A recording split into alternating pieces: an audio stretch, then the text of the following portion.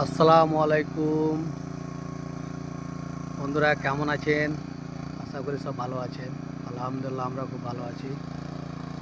তো এই যা দেখতেই পাচ্ছেন, আমাদের কাজ প্রায় আজকে শেষ হয়ে যাবে। এখানে এই পাহাড়ের মধ্যে কাজ এখানে শেষ আজকের মতন। ঠিক আছে, এই যে মেশিন চলছে দেখতে পাচ্ছেন। ঠিক আছে, তার কেটে প্রেস চলছে, খুব সুন্দরভাবে কাজ চলছে আমাদের এখানে। এই যে সামনে যে টাওয়ার দেখতে পাচ্ছেন,